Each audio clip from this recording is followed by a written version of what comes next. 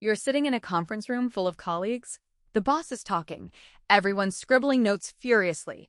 Everyone except one guy. He's just staring at his notebook, flipping the page back, flipping it forward, squinting like the words are hiding from him. Because they are. And I'm sitting 3 seats away, watching the whole thing unfold, biting the inside of my cheek so hard I nearly draw blood, because I know exactly what's happening. And I planned every second of it. If you've ever had someone constantly disrespect you in small ways, the kind of thing that's too minor to report but too infuriating to ignore, then this story is going to hit differently. Hit that like button, subscribe if you're new here, and settle in, because what you're about to hear is one of the most quietly satisfying, perfectly executed office revenges I've ever come across. And trust me, it's a masterclass in patience. Open office floor plan. Rows of desks pushed together in clusters of 4. The kind of layout that's sold to companies as collaborative workspace design, but really just means you hear every phone call, every snack wrapper, every passive-aggressive sigh from the people around you. That's where I worked, and for the most part, I liked it. I kept my head down, did my work, tried to make the day go by smoothly. I had a routine. Every Monday, I'd restock my desk. Fresh notepad, a couple of highlighters, and my pens. Always my pens. Now listen, I'm not talking about fancy gold-tipped fountain pens or anything extravagant. These were just good, reliable, smooth-writing click pens, the kind that feel right in your hand. If you're a pen person, you know exactly what I mean. There's something deeply personal about a pen that works the way you like it to work. And someone kept stealing mine.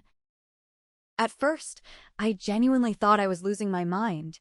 I'd reach for a pen, and there'd be none. I'd check the cup on my desk. Empty. I'd check my drawer. Gone. I'd end up borrowing one from someone else or rummaging through the supply closet, and I'd tell myself, I must have misplaced them. I'll be more careful. But the thing is, I was careful. I'd put 2 pens down in the morning, and they'd be gone by lunch. 3 pens on a Tuesday, gone by Wednesday. It started to feel less like carelessness and more like erosion, like something was quietly chipping away at my desk, my space, my small sense of control over my own workday. Then one afternoon, I glanced across the cluster of desks and I noticed it. My pen. My exact pen. Same color, same brand. The little rubber grip I'd recognize anywhere. It was sitting on the desk of the guy directly across from me. Let's call him Marcus. Marcus was one of those people who had a very particular energy, the kind of guy who was always just a little too comfortable helping himself to things. The last slice of cake in the break room? Gone before anyone else got there. The good stapler? Somehow always migrated to his side of the desk cluster. He never asked. He never returned. He just took. And now, apparently, he was taking my pens. I sat with that knowledge for a moment, just breathed, watched him click my pen open and closed while he scrolled through his emails, completely unbothered, completely unaware that I was staring at him like I'd just solved a mystery. And here's the thing. I thought about saying something. I really did. I ran through the conversation in my head.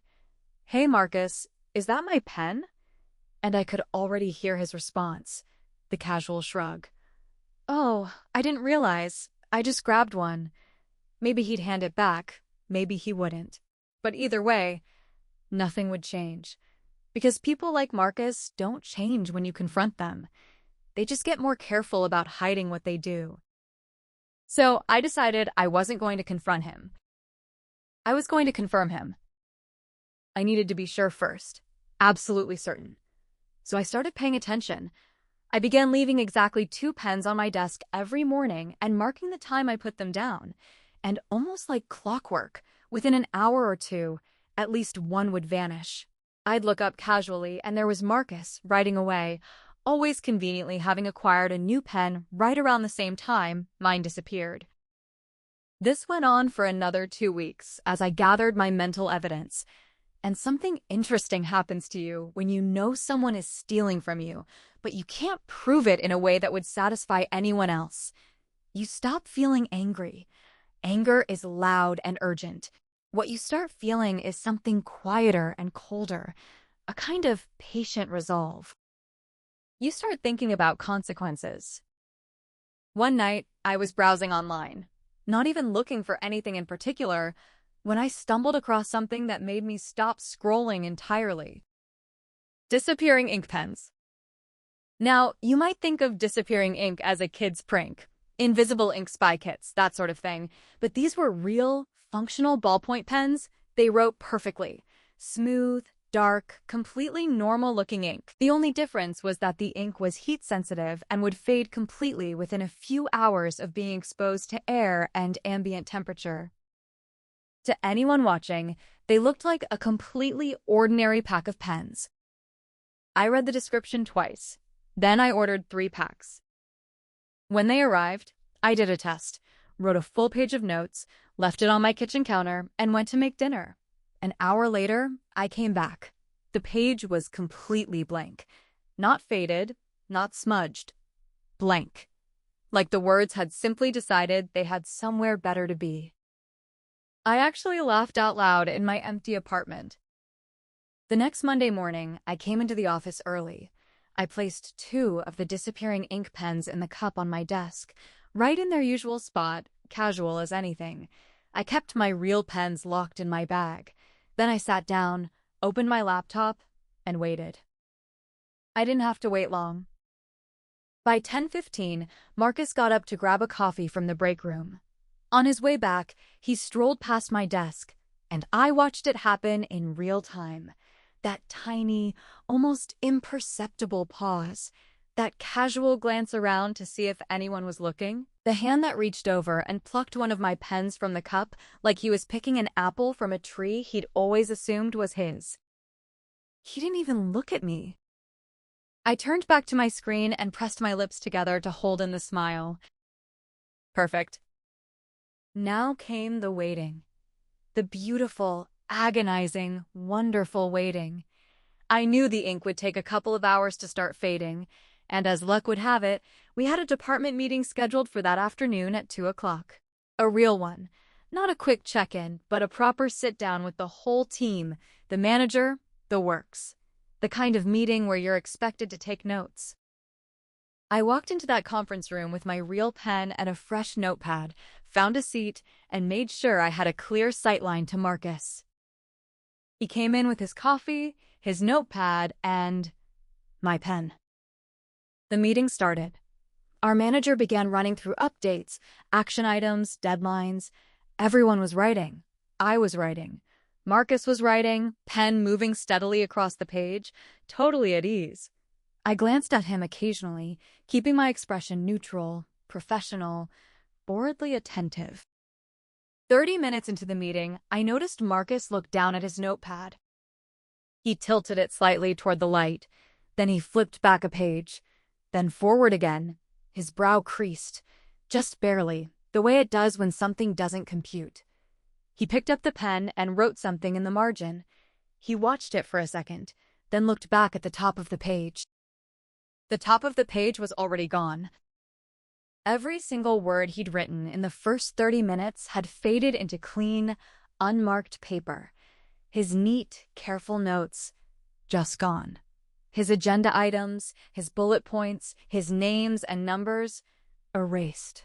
And as he watched, the words he'd just written in the margin were already beginning to soften at the edges, thinning, disappearing before his eyes. He stared at the page the way someone stares at a magic trick, desperate to find the mechanism, unable to accept what they're seeing. He picked the pen up and examined it, clicked it, wrote one word on the corner of the page, watched it dissolve. Around us, the meeting continued completely undisturbed.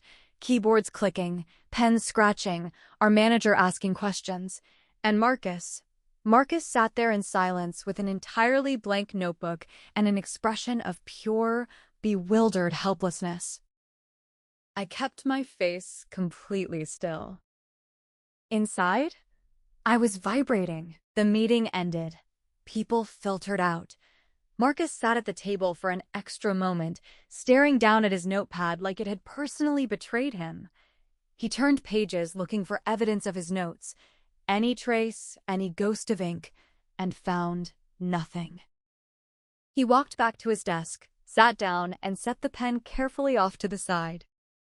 He never put it back on my desk. I didn't expect him to. But the next morning, when I came in and placed 2 real pens in my cup, both of them untouched throughout the entire day, I understood that something had fundamentally shifted. He didn't know what had happened. He didn't know how it had happened.